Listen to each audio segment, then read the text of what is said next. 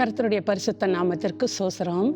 இந்த ஆண்டிலும் லெந்து காலத்தில் கர்த்தருடைய வசனத்தை தியானிக்கும்படியாக பரத்திலிருந்து தேவன் எனக்கு அனுக்கிரகம் செய்ததற்காக எல்லா துதி கன மகிமை அவர் ஒருவருக்கே ஏறெடுக்கிறேன். இன்றைய தியானத்தின் தலைப்பு, நித்திய ஜீவனை சுதந்தரித்து கொள்ள நான் என்ன செய்ய வேண்டும்? What must I do to inherit eternal life? இன்றைய தியானத்திற்கான தலைப்பு, லூக்கா எழுதின சுவிசேஷம் அதிகாரம் 18 வசனங்கள் 18 30 வரை.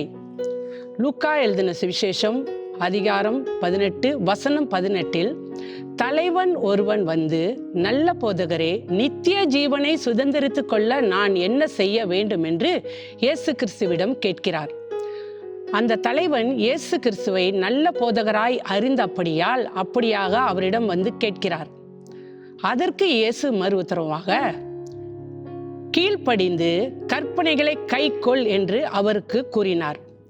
அந்த தலைவன் அதை கேட்டு, நான் என் சிறு வயது முதற்கொண்டு இப்படியாக கை கொண்டு வருகிறேன் என்று சொல்லுகிறார்.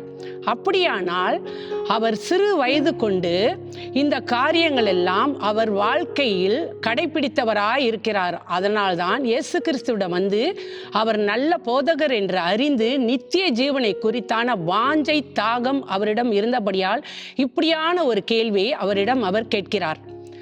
இயேசு கிறிஸ்து மறுபடியுமாக அந்த தலைவனை பார்த்து, இன்னும் உன்னிடத்தில் ஒரு குறை உண்டு. உன்னிடத்தில் உள்ளவைகளை விற்று நீ தரித்திரருக்கு கொடு என்று சொல்லும்போது, அந்த தலைவன் மிகுந்த ஆஸ்தி உடையவனாய் இருந்தபடியால் அதிக துக்கமடைந்தான். எல்லா காரியங்களுக்கும் கீழ்ப்படிந்து கற்பனைகளை கை கொண்ட அதே தலைவன் தன்னிடம் உள்ள ஆஸ்திகளை விற்று தரித்திரருக்கு கொடு என்று இயேசு கிறிஸ்து சொன்னபோது அதிக துக்கமடைந்தான் என்று நாம் காண்கிறோம். அப்படியானால் அவருடைய மேன்மை எங்கே இருக்கிறது? எதிலே இருக்கிறது? இன்று நாம் இந்த வாசித்த இந்த பகுதியில் பார்க்கும்போது, நித்திய ஜீவனை சுதந்திரித்து கொள்ள வேண்டும் என்றால் கீழ்ப்படிவதோடு அல்லாமல், கற்பனைகளை கைக்கொள்வதோடு அல்லாமல், இன்னும் நம்மிடம் உள்ள குறைவுகளையும் நாம் சீர்படுத்த வேண்டும் என்பதே கர்த்தருடைய சித்தமாய் இருக்கிறது. இன்னும் இந்த சத்தியத்தை நாம் ஆழமாய் அறிந்து ஆராய்ந்து பார்க்க இன்று மாலை ஆராதனைக்கு வாருங்கள். பரிசுத்த ஆவியானவர் நம் யாவரையும் இடைக்கட்டி ஒருமனப்படுத்தி நம்மோடு இசைந்து வழி நடத்துவாராக. கர்த்தர் தாமே உங்கள் அனைவரையும் ஆசீர்வதிப்பாராக. வாருங்கள், தலைகளை தாழ்த்தி தேவனை நோக்கி பார்ப்போம். சோஸ்தரிக்கிற மருமையான ஆண்டவரே, இந்த நாள் தேவ செய்திக்காக உமக்கு கொடான கொடி நன்றி செலுத்துகிறோம்.